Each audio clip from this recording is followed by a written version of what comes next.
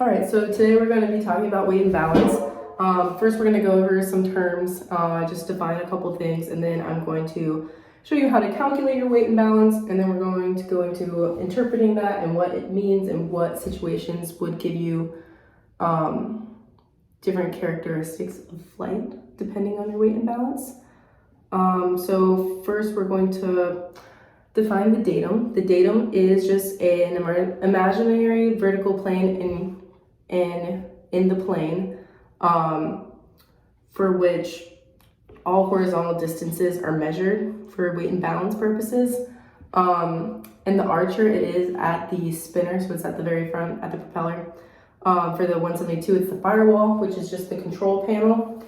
So that is just the reference line for which we're going to be getting our arm, and that is measured in inches. Yes, so the arm is the horizontal distance, usually in inches, from the datum to the center of gravity for a certain item. Arms forward of the reference datum are negative, and those behind the datum are positive. So since our datum is at the propeller, all of our arms are going to be positive. So that is nice. All right, and the moment is a force that causes or tries to cause an object to rotate.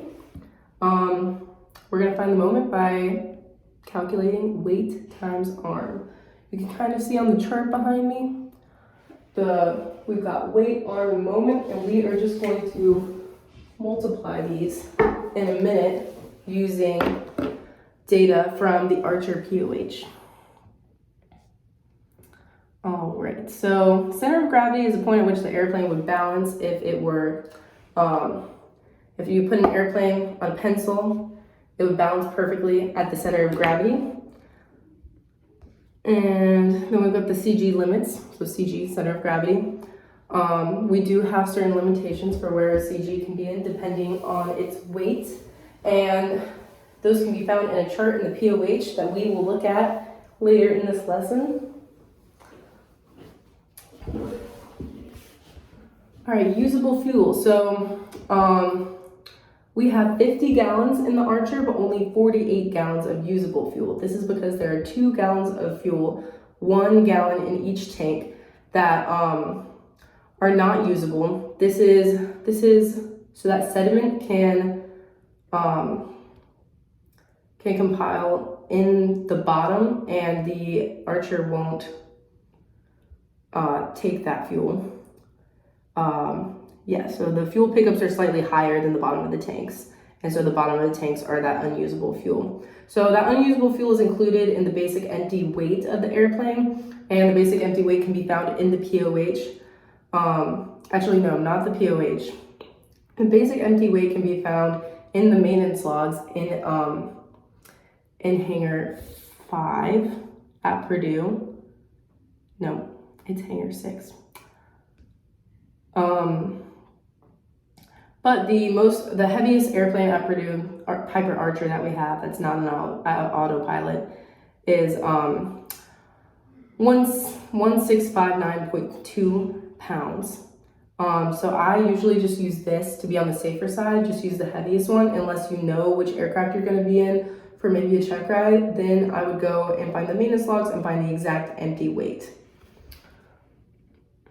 Okay, this says that the exact weights can be found on the Purdue Flight Ops website under aircraft resources, so you can also look there.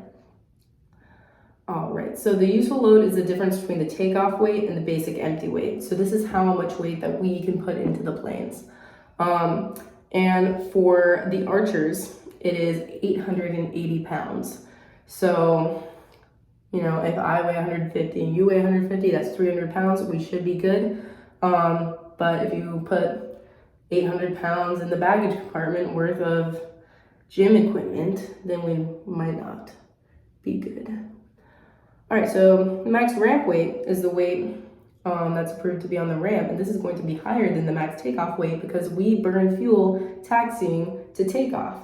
And so our max takeoff weight is 2,550 pounds, and our max ramp weight is 2,558 pounds. So we've got 8 gallons of fuel that we could burn in between starting the plane and taking off.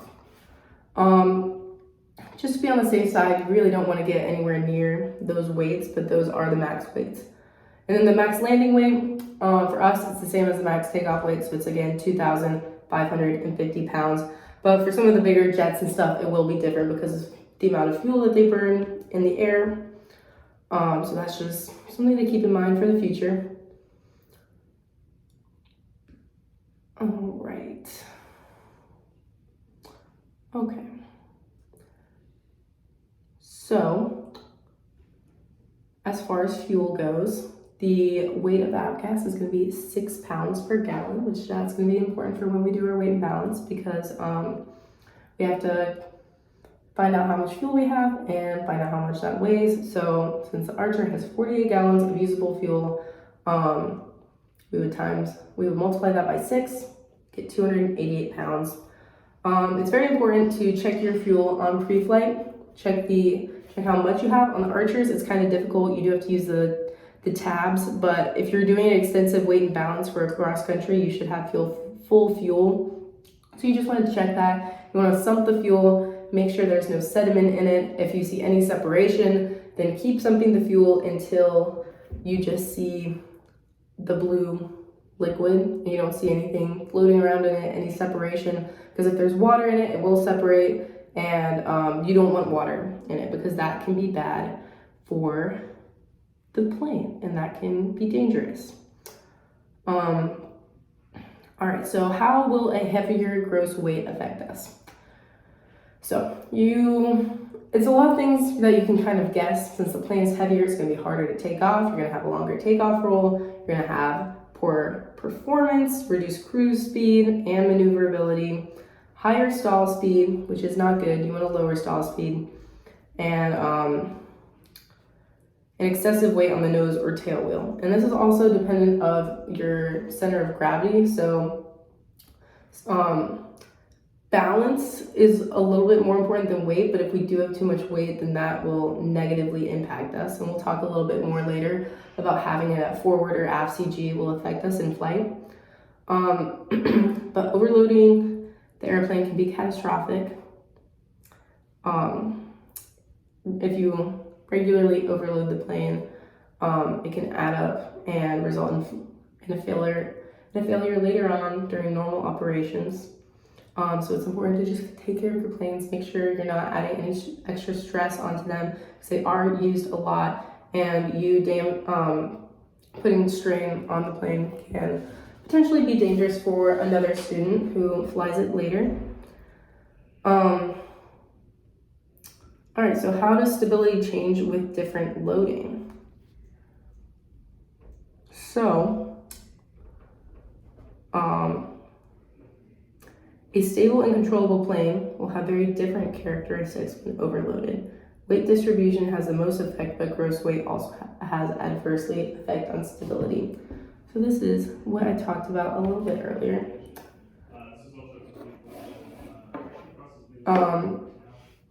All right, so before we go into the effects of having a forward or aft CG, we're actually going to calculate the weight and balance of one of our Archers with full fuel with me and you, and we're going to say that you weigh 150 pounds. So you are going to go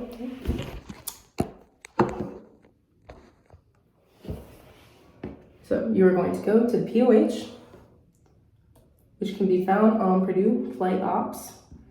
You should also have it downloaded into ForeFlight on your iPad.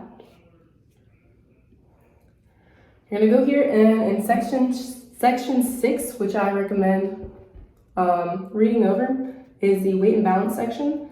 It's going to give you this chart.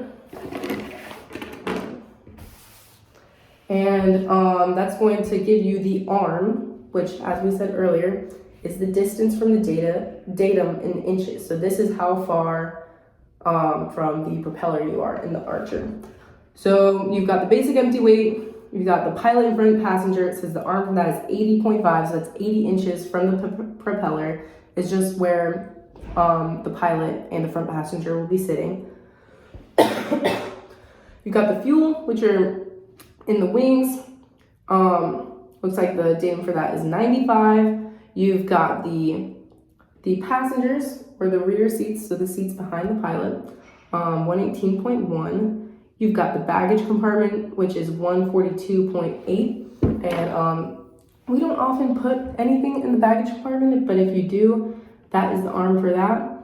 And so what I would do is I would make a chart like this. So we've got the basic empty weight. So the basic empty weight, we're just going to use the basic empty weight from, I believe it's Purdue 57, but that is the heaviest one, so we're just going to use that. Let me go back and see what that was. It's 1659.2. So that's the basic empty weight, and that's in pounds. And then here we have our arm. Sorry if that's kind of hard to see with the glare. My student would be able to see it though. All right, and the arm, go to the POH. It says the arm for the basic, is 87.5. 87.5. And we got the pilot or the passenger, we've got 80.5. This could be a good idea to just go in and write all the arcs, because those are going to be the same for every flight. And then the passengers or the rear is going to be 118.1. We got the fuel, which is 95. And then the baggage compartment, which is 142.8. All right, so pilot and passengers, I weigh 150 and you weigh 150, that's 300 pounds. We got the back passengers. So since this is a back seat and we normally put our backpacks or any type of baggage that we have in the back seat instead of the baggage compartment, we're just gonna do about 20 pounds for that to be on the safe side. Fuel, let's assume that we have full fuel. We would take full fuel, which is 48 gallons of usable fuel, and multiply that by 6 because it's 6 pounds per gallon, and get 288 pounds. We're not going to put anything for the baggage compartment because we're not going to be putting anything in the baggage compartment, so we're going to do 0 for that. And now we're going to multiply these together. I'm going to pull up a calculator.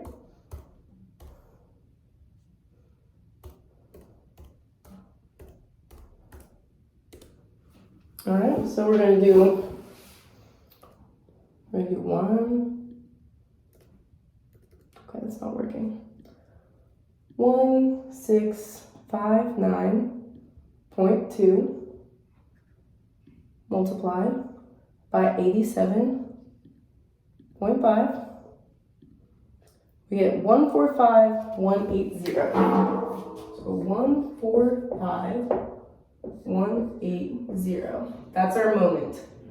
So that's 145,180. Okay. And then we have 300 times 80.5. And now we got 24,150.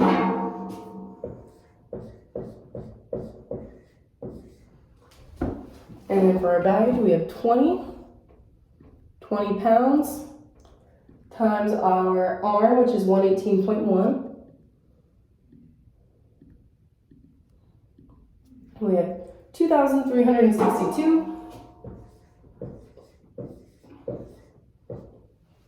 And then we have our fuel, which is, we have 288 pounds of fuel times the arm, which is 95 inches. We have 27,360. So 27,360. All right, so I'm actually gonna pull up the calculator on my iPad to make things a little bit easier.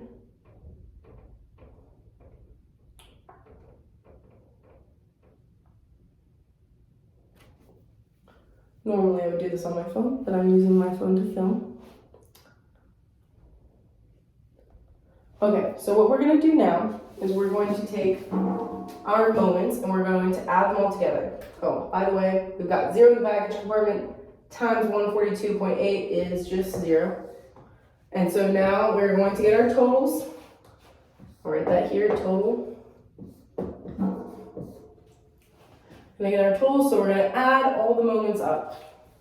So you would just do that on your calculator, and you would probably be a good idea to do it a couple times just to make sure.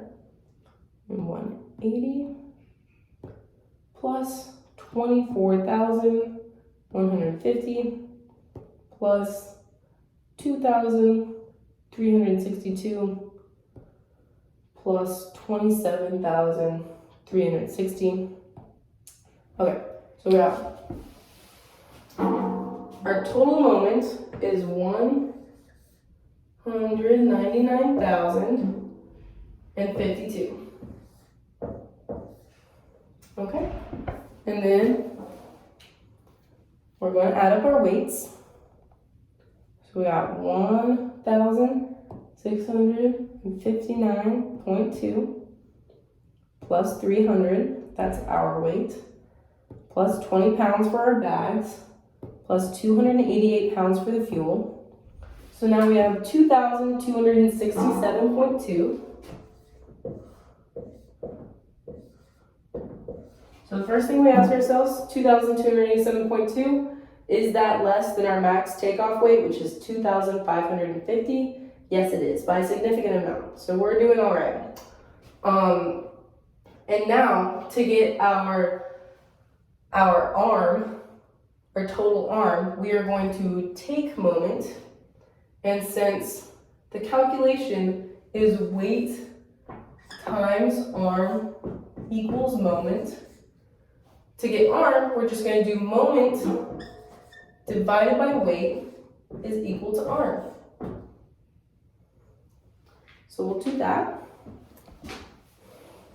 So we got 199,052 divided by 2,267.2. We get an arm of 87.7964. So we're going to do 87.8. We'll round up. 87.8. And now we have to ask ourselves, is this center of gravity within limits? And for that, we would go to a chart, which is in the PUH.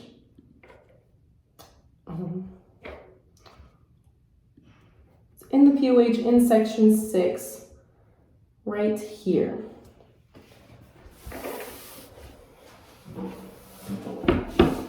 So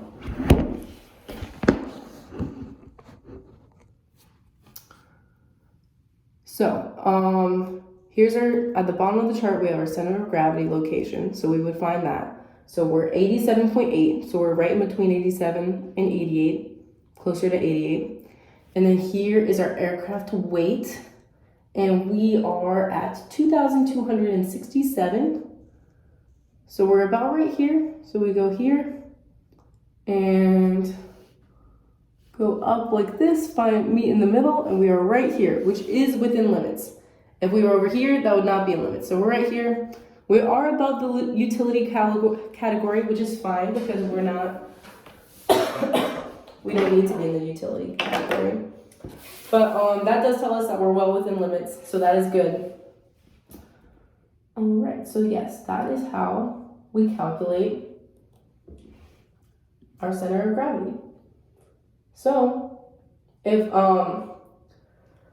one way that we can interpret this is to kind of tell, is our center of gravity more forward or more aft? So let me come back to this real quick. So we were about right here. Oh, you can't really see that on this, but we're about right here.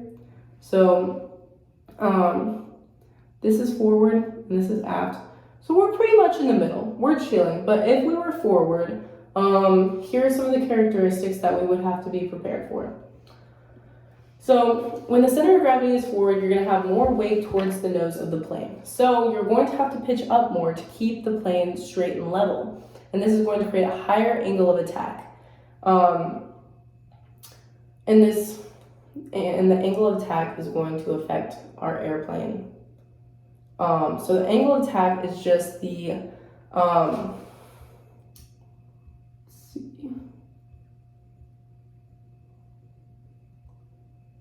see where this talks about angle of attack. Well, it's just it is when the chord, which is the line that goes from the tip to the edge of the plane. Here, it's where it's an angle where, can you see that? Yes. So this is our wing. Do that really bad, okay. Okay, so you have the chord that goes from the front to the back, and the angle of attack is where the relative wind meets the chord. So if we're pitching up just to stay straight and level because we have so much weight on our nose, we're going to have a higher angle of attack, which is going to cause us to have a higher stall speed. So we're going to stall at a higher speed than we normally would, which is not good because we don't want to stall. So that is a big aspect of the center of gravity being too far forward. It's also going to give us a longer takeoff roll. It's going to give us a worse cruise speed just because of that higher angle of attack. So nose up trim is required to make the tail surface produce a greater downforce, which adds to the wing loading, increasing the total lift required from the wings. So yes, we're going to have poor performance. But the airplane will be more controllable in this state because you remember from physics class, I'm going to go ahead and erase some of this. If you remember from physics class, work is equal to force times distance. So if so here's a plane, here are elevators. The elevators are doing the work, right? To allow us to pitch up. And so if we have a forward angle of attack, our distance is going to be greater, and then we can do more work. It's kind of like, use this door handle as an example. It's harder to press down the door handle here, but if I press down here, it's easier. All right, so that's how that works. Now let's talk about if the center of gravity is too far aft, because this is where it gets more dangerous. We want to be more worried about it being aft, because that will cause the plane to be less controllable. And that is not good, because if we get into a spin, it will be very hard to recover from the spin. So yes, we'll have a slower stall speed because we will be having, our nose is going to want to come up, so we'll be having to push it down. So we'll actually have a better cruise speed and a slower stall speed, which are both favorable, but stall recovery becomes progressively more difficult as the center of gravity moves aft because the aircraft is less controllable at slower airspeeds. And this is not good.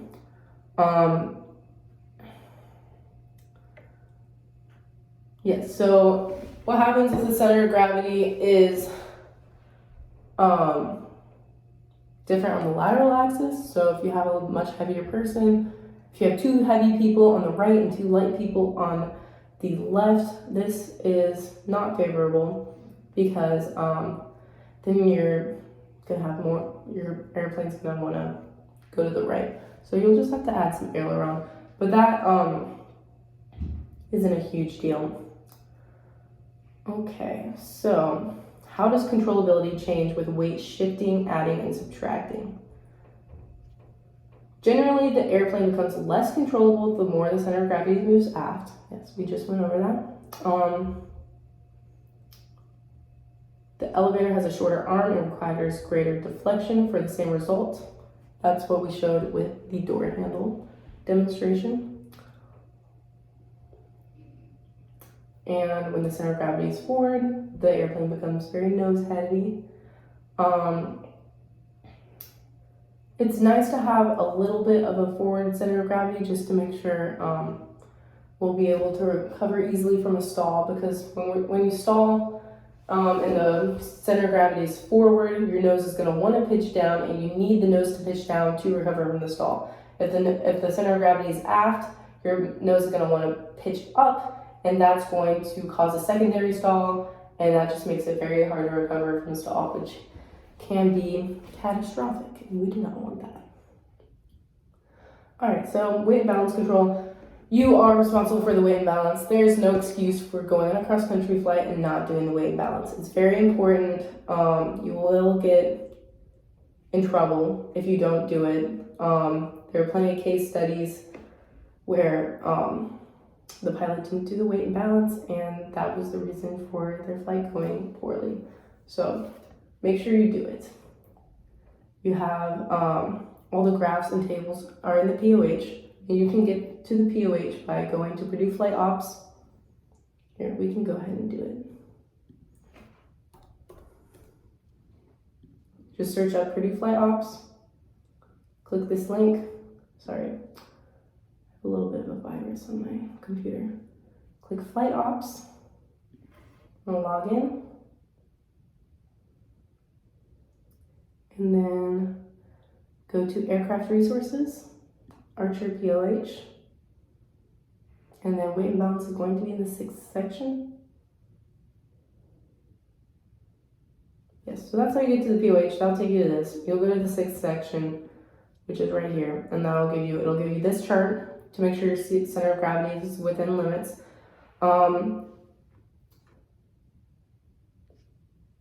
Yeah, it'll give you this chart, which this just shows you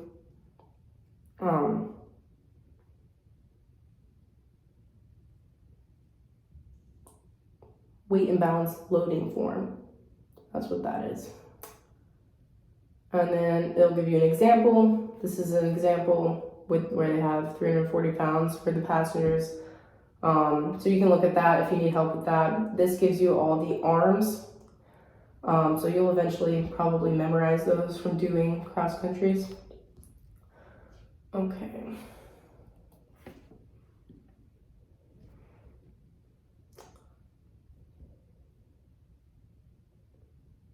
All right. Yeah, so there's another example in here. That is how you do weight and balance. Any questions? Thank you.